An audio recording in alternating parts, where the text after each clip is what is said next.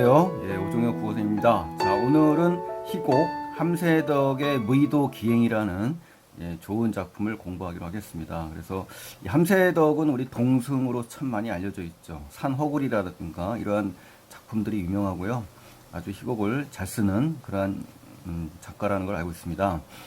그래서 이 무의도 하면은 우리 인천, 그쵸? 강화 쪽에 있는 그 섬입니다. 그래서 이 무의도라는 섬을 바탕으로 기행문 형식의 그 작품이에요. 희곡 작품이에요. 그래서 원제는 이제 동호의 끝이라고 했다고 합니다. 그래서 이 원제 이 동호는 이제 생선 이름이에요. 이제 숭어라고 생각하시면 될 것 같고요. 가물치과 합니다. 자, 그래서 이 무의도지만 사실 실제 배경은 이제 소무의도입니다. 소무의도와 무의도가 있는데요. 당시의 이름으로는 작은 떼물이라고 합니다. 큰 떼물이는 뭐겠어요? 그냥 무의도겠죠. 대무의도, 그쵸? 예. 그래서 조그만 섬이고요. 섬에 흔히 볼 수 있는 이 낡은 퇴락한 이 어부의 집을 배경으로 하고 있고요. 예, 어부의 집을 기준으로 전면은 이제 길거리, 가도가 나오고요. 뒤쪽은 모래사장 터가 나옵니다. 그래서 이 섬을 배경으로 썼다는 거 참고를 꼭 하시고요.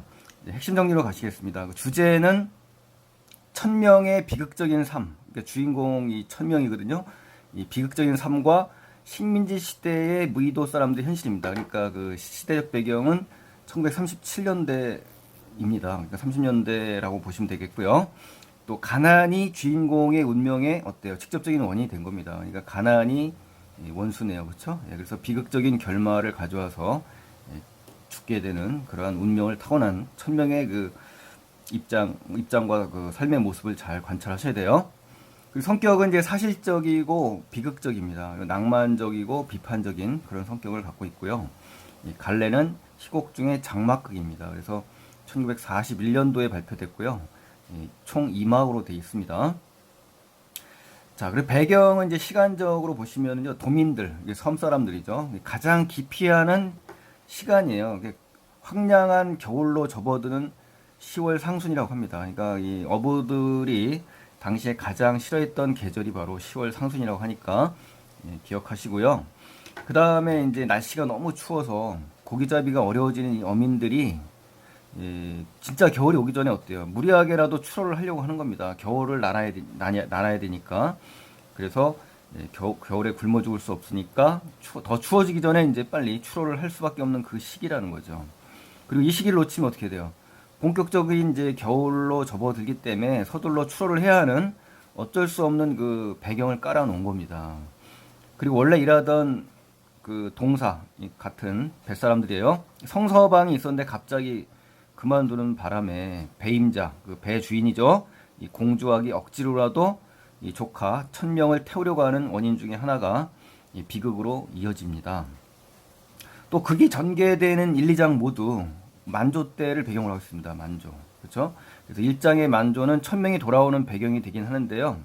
이 2장의 만조는 천명이 떠나는 배경이 되는 겁니다. 그래서 극 중에서 천명의 운명을 지배해온 것이 바로 이 만조고요. 결국 결정해버리는 바다의 존재가 그 극의 분위기 전체에서 어때요? 계속 부각됩니다. 이 만조가요. 그래서 관객은 이 바닷물이 가득 찬 이 만조의 위압적인 모습, 그렇죠? 이 만조의 위압적인 모습이 기세를 계속해서 철썩거린 파도 소리 같은 이런 음향 효과를 주면서 인식하게 되는 겁니다. 아셨죠? 이런 것까지 아시면 훨씬 더 작품을 좀 깊이 있게 알 수 있을 거라 생각해서 좀 더 자세히 해봤습니다. 그러니까 여러분께서 줄거리나 핵심만 아시게 된다면 스킵해서 중요한 것만 보시면 되고요. 저는 굉장히 자세히 했으니까요. 참고하시기 바랍니다. B의 공간적 배경에 가시면 이제 서해안에 이제 면한 접한 이 무의도라는 조그만 섬입니다. 소무의도입니다. 그래서 섬에 흔히 볼 수 있는 퇴락한 낡은 어부의 집, 특히 앞마당입니다. 담벼락 아래 아셨죠? 그것이 배경입니다. 그래서 사건 진행 중심의 공간은 천명의 집 마당이고요. 담 밑입니다. 그래서 뒷면에 보이는 바다 그리고 옆에 사당 이렇게 이제 자연스럽게 연결되고요. 천명을 비롯한 많은 사람들이 자유롭게 드나드는 그런 개방적인 공간이라는 거 이것까지 아시면 훨씬 더 입체적으로 작품을 감상할 수가 있습니다. 자, 설상 특징도 이제 보시면 이제 쭉 이제 열거를 했는데요. 한번 보세요.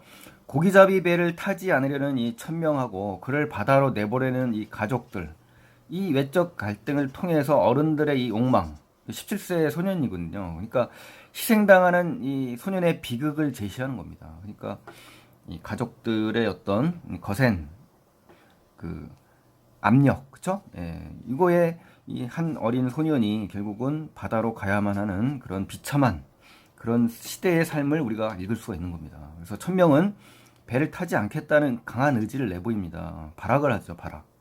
근데 천명이라는 이름 자체가요, 예, 소설이나 우리 희곡 작품, 이런 문학 작품에는 이름이 굉장히 자기의 운명과 또 주제에 밀접한 영향을 끼친다고 제가 말씀드린 적이 한 번 있었는데, 이 천명도 마찬가지로 하늘의 운명에 그냥 순순히 거역할 수 없다라는 뜻 아니겠어요? 그러니까 결국 바다에서 결국 죽음을 맞는 운명에 굴복하게 되는 이런 인물로 등장합니다. 물론 형 두 명과 형 두 명도 이미 바다에서 잃고, 그렇죠? 누이도 역시 술집에 팔려나가는, 중국 술집에 팔려나가는 그런 비극적인 가족의 운명을 볼 수가 있는데요. 이 마지막 남은 이 천명마저도 결국 죽게 되는 비극입니다. 이러한 천명의 운명을 통해서 작가는 어때요? 자연 또는 운명의 절대적인 힘 앞에서 무기력하게 패배할 수밖에 없는 인간의 뭘 드러낸다? 비극성. 그쵸? 예. 그래서 이 한자성어가 떠오릅니다. 그래서 혹시 기억을 해주시면 돼요. 목불인견. 그렇죠? 차마 눈 뜨고 볼 수 없다라는 그런 것이 전체적인 지배적인 분위기입니다. 그 세 번째 특징으로 가시면은 천명의 소학교 때 이 담임 선생님이 여름방학을 맞아가지고요. 무의도를 찾아옵니다. 그래서 이 천명이의 이 비극적인 이야기를 전해 들어요. 그리고 나서 충격을 받습니다. 그래서 기행문을 쓰게 된 겁니다. 그래서 기행문을 쓰듯이 소년의 일대기를 극화한 것으로 이제 설정하는 그러한 그 패턴의 그림이다. 그래서 그 내용을 보면요, 강화도의 가난한 어촌을 무대로 합니다. 그래서 어부들의 이 가난한 삶, 그 실상을 한 소학교 선생님의 입장에서 담담하게 이제 그려낸다는 거죠. 그래서 강원도에서 원래는 농사를 지었었어요. 이 천명인의 가족이요. 근데 여의치가 않아서 강화도 섬으로 이제 이사를 온 겁니다. 그런데 바다의 삶의 터전을 둔 이제 주인공 공 씨가 있고요. 두 아들을 바다에서 이제 잃게 됩니다. 공 씨는 이제 천명이 어머니예요. 따라서 셋째 아들 이 천명이만큼은 출어를 기피하게 됐고요. 생존을 위해서는 또 출어를 희망하는 부모와 충돌하지 않을 수 없게 되는 상황이 옵니다. 그래서 이 셋째 아들 천명은 업으로서보다는 육지에서 기술자, 트럭 기술자, 트럭 운전수로 입신하기를 갈망해요. 근데 거기에다 셋째 아들을 사이로 삼으려고 하는 제3자까지 이제 끼어들거든요. 이 일이 막 복잡하게 얽히게 됩니다. 그러니까 이제 바다로 보내려는 자와 바다로 보내지 않으려는 자의 갈등까지 이제 복잡하게 얽혀 있는 사건이 전개되거든요. 그러나 결국 셋째 아들은 결국 부모의 이 강제에 의해서 결국 바다로 나가게 되는 그러한 그 사건이 전개되는 것입니다. 그래서 반드시 이 구조를 아시면은 훨씬 이야기가 빠르겠습니다. 그리고 일제강점기 무의도라는 섬마을을 배경으로 했고요. 당시 우리 어촌의 모습을 정말 사실적으로 제시합니다. 정말 비참하고 가난한, 죽음보다도 더 무서운 이 가난, 그렇죠? 그 모습을 우리가 읽을 수가 있는 거죠. 대규모의 이제 자본력, 기술력으로 무장했습니다. 일본 사람들이 무슨 어촌뿐만 아니라 뭐 농촌 모든 곳에 이제 일본이 경제적으로 침투를 했기 때문에요. 이 고깃배 자체도 조선 어업을 빠른 속도로 이제 잠식해버립니다. 이제 일본의 고깃배들이요. 그래서 대부분의 어민이 빈곤층으로 이제 전락하게 되는 겁니다. 원래는 이제 빈곤하지가 않았습니다. 이 강화도의 이 백령 연평도라고 있거든요. 연평도. 이 연평도에 이 당시에 뭐 조기잡이라든가 민어잡이라든가 뭐 숭어잡이라든가 이러한 새우잡이라든가 이런 것들에 그 아주 그 잘 잡혀가지고요 부자가 될 수 있었던 그런 그 일확천금의 기회를 얻는 황금알이었다고 합니다. 근데 이제 일본에 의해서 대규모 자본력과 기술력으로 인해서 극도로 빈곤하게 되는 어부의 모습을 우리가 읽을 수가 있는 겁니다. 이 당시에요. 아셨죠? 그래서 이제 우리 그 주인공 누굽니까? 천명인의 가족도요. 바로 이러한 소문을 듣고 여기 와서 일확천금의 꿈을 꿔서 실제 성공도 합니다. 근데 이제 일본의 경제적 침투에 의해서 결국 가난으로 전락되는 그런 상황이 있는 거죠. 그래서 이런 열악한 상황에서도 섬사람은 어때요? 살기 위해 어쩔 수 없이 낡은 배를 타고 고기잡이를 하는 겁니다. 결국 뭐예요? 살기 위해서 그런 겁니다. 그렇죠? 목구멍이 포도청이니까 살기 위해서 고기잡이로 내몰릴 수밖에 없는 극단적인 상황에 내몰린다는 거. 또 천명은 이제 바다를 죽음의 공간으로 인식하고 있고요. 섬에서 벗어나 육지에서 정착하고자 하는 겁니다. 그래서 천명의 꿈은 정착해서 기술을 배워서 안정되는 거예요. 근데 가족들은 바다를 운명으로 생각하고 있죠. 이제 하지만 천명은 주변 사람의 강요에 결국 어때요? 바다에 빠져 죽게 되는 그런 비극이 낳게 됩니다. 굉장히 이 작품을 읽으면서도 눈시울이 뜨거워졌습니다. 굉장히 불쌍한 우리 천명의 모습, 우리 작품을 공부하실 때 한번 느껴보세요. 그의 죽음은 개인적인 비극이잖아요. 그렇죠? 개인적인 것이지만 사실 이 가난 때문에 자신의 의지와 상관없잖아요. 사지, 죽음의 공간으로 내몰릴 수밖에 없었던 이 당시, 그렇죠? 천명이뿐만 아니라 당시 어민들의 이 비참하고 참혹한 이런 모습을 잘 그려냈습니다. 이 함세덕 작가가요. 그래서 일명 떼물이라고 불리는, 그렇죠? 떼물이라고 합니다. 그러니까 섬에서 떼어 나와진 그런 섬이라고 합니다. 근데 이제 이름이 여러 가지 설이 있기 때문에 정확하지 모릅니다만은 이 떼물이라고 불렸대요. 이 무의도가요. 그래서 인천 부근 작은 어촌이 무대가 돼 있고요. 바다의 두 아들을 이미 잃었어요. 천명이의 두 형이죠. 또 딸마저 중국 술집에 팔아버려 했던 이 가난한, 오죽하면 또 딸을 술집에 팔았겠습니까? 가난한 어민 일가족의 이 고달픈 삶을 소재로 했다는 거죠. 그래서 남은 마지막 아들 천명이마저 바다에 보내고 싶지 않았지만 불가피하게, 즉 어쩔 수 없이 먹고 살기 위해서, 생계를 위해서, 생존을 위해서죠. 그렇죠? 그래서 결국 어떻게 됐다? 부모의 처지와 두 형이 횡사, 그렇죠? 갑작스럽게 죽음을 맞았죠. 그 깊은 상처를 받은 이 어린 소년이 배를 타고 싶지는 않았지만, 그렇죠? 죽기 싫죠. 어쩔 수 없이 바다로 떠나는, 가족을 위해서 떠나는 거죠. 그렇죠? 그 과정을 아주 짜임새있게 그린 그런 대표적인 수작입니다. 그래서 아주 좋은 작품이에요. 또 등장인물 각자의 처지도 잘 드러났고요. 또 개성이 심리 갈등과 행동을 점점 고조시키면서 한 소년을 바다에 내몰게 되는 이 과정이 굉장히 구성력이 탄탄하고 긴밀합니다. 그래서 굉장히 극적이고요. 실제 연극으로 봐도 굉장히 재미있을 것 같습니다. 주변 환경을 또 서정적이고 마치 시적이고 아주 간결하면서 이 시적인 대사가 섬사람의 향토 말씨와 함께 사투리죠. 독특한 맛을 느끼게 해서 훨씬 더 현장감과 생생함, 사실감을 느끼게 됩니다. 그래서 바다라는 이 인간의 힘으로는 통제 불가능한 배경이잖아요. 그렇죠? 생업에 털어 살아가는 이 섬 사람들, 그 삶에 거기다가 또 시간적 배경을 그들이 그중에서 가장 버티기 힘든 이 겨울을 설정해 놓음으로 인해서 바다로 가지 않고서는 못 베길 정도의 그 삶을 배경을 만들어놨잖아요. 그죠? 황량한 겨울, 그렇죠? 초입이죠. 주인공 천명이 배를 타지 않을 수 없게 만든 중요한 계기로 작용하는 이런 것이 이제 긴밀한 구성이라는 겁니다. 그래서 목숨을 걸고서라도 바다에 나가지 아니할 수 없는 상황으로 작용을 하게 되는 거죠. 그렇죠? 자, 그래서 전체 줄거리는 한번 읽어보시면 될 것 같고요. 지금 제가 설명한 걸로만 해도 충분히 전체 얼개를 알 수 있을 거라고 봅니다. 자, 그래서 인물을 보겠습니다. 인물이 이제 복잡하게 지금 얽혀 있습니다. 사실 이 희곡을 읽다 보니까 희곡에서는 인물이 복잡해도 금방 드러나는 데 비해서 이 작품은 굉장히 얽히고 복잡하게 돼 있어요. 그래서 금방 그 인물 관계가 나오지 않기 때문에 굉장히 해석하는 데 어려움이 있을 수 있는 그런 작품입니다. 자, 인물에 보시면 이제 정천명입니다. 이 정천명인데 이 정낙경 아버지죠. 그리고 엄마 공씨의 막내 아들, 셋째 아들이고요. 17살입니다. 그래서 억압된 심리를 가지고 있고요. 마마보이적 심리도 있습니다. 막내라서 그런지요. 그리고 장래에 대한 꿈이 확실하게 있습니다. 그렇죠? 그리고 절망적으로 현실에 순응할 수밖에 없는 그 주인공입니다. 그렇죠? 결국은 거스를 수가 없었던 거죠.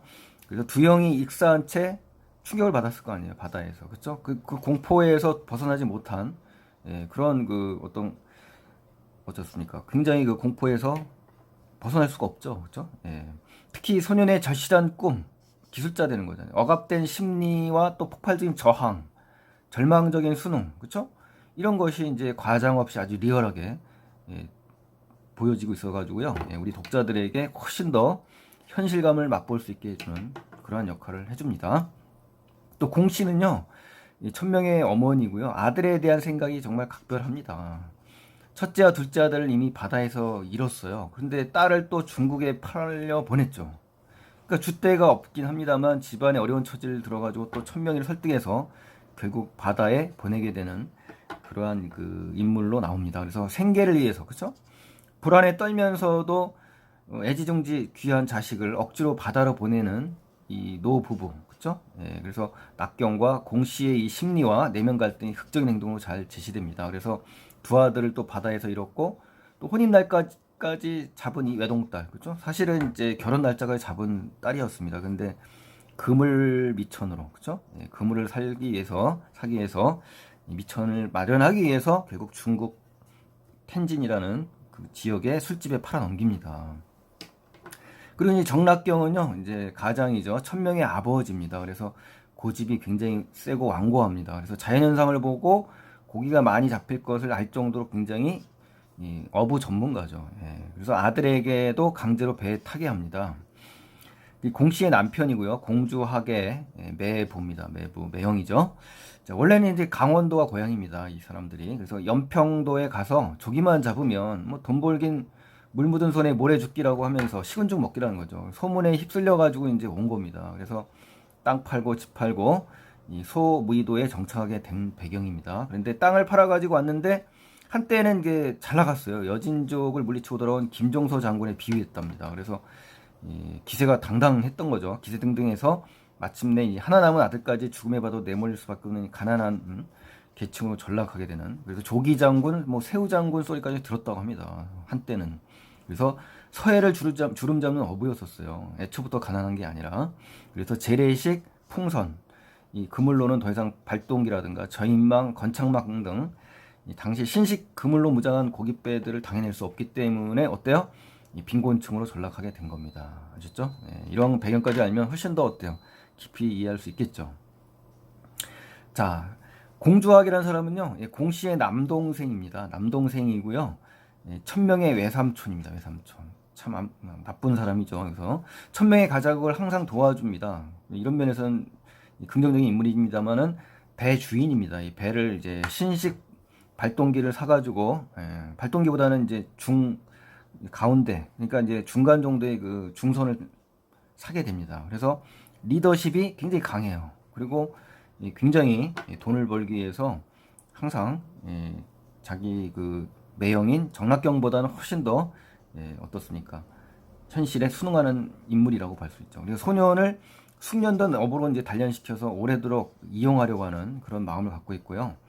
협박도 하고 회유도 합니다. 그래서 새로운 시대의 흐름을 알고 거기에 편승해서 부를 축적하는 그런 인물입니다. 그래서 그 정락경 대에 선주와 선원이 동업관계였다면 이 공주학에 대해 와서는 고용자와 피고용자의 형태로 변하면서 어떻습니까? 이 정락경 시대에는 어때요? 풍호 때 큰 돈을 벌어 부자가 된 선원들이 많았어요. 함께 이제 동업 차원에서 했기 때문에. 그런데 공주학의 시대에서는 어때요? 부가 이제 이 배주인에게만 집중됩니다. 그러다 보니까 공주학은 자신의 이익을 위해서 어때요? 조카 천명이 마저 패선 직전에 그 위험한 고깃배에 태우게 되는 비정한 인물로 나오는 겁니다. 그렇죠? 그래서 다 같이 먹고 사는 게 아니라 혼자만 먹고 사는 그런 시대로 이제 돌변했다는 거죠. 자, 공주학의 처가 나오는데 이 처도 굉장히 성질이 사납고요. 극 중에서 악역을 맡은 그런 인물입니다. 자, 구주부라는 사람이 나오는데 이 구주부는 인도 근처 섬에 이제 한이 삽니다. 그래서 자신의 딸이 있는데 그 희녀를 이제 천명과 결혼시키려고 갖은 아부와 정성을 쏟습니다. 그래서 꽉 막힌 성격이고요. 역시 그 소년을 대릴 사이로 삼으려고 하는, 그래서 온갖 허풍과 모함을 꾸미는 돌팔이 의사입니다. 자, 여기서 나오는 나 선생님은요, 소년을 가르쳤던 선생님입니다. 초등학교 6학년 때요. 연방을 맞아서 이제 소무이도에 찾아왔는데 이 천명의 죽음을 알고 나서 기행문을 쓰듯이 소년의 일대기를 극적으로 극화한 것으로 설정되어 있는 형식입니다. 아셨죠? 그래서 인물들이 상당히 많이 나오죠. 그리고 이제 추가적인 인물도 있습니다. 공주학의 이제 동사, 이제 선원들이죠.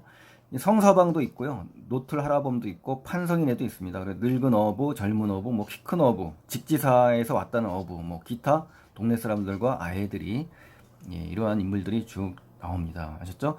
자, 그래서 오늘은 여기까지 하기로 하고요. 다음 두 번째 시간에서는 본문 학습을 하겠습니다. 여러분께서 깊이 있게 공부하시려면 꼭 들어주시고요. 내용만 알고 싶다 그러면 두 번째 강의만 들으시면 되겠네요.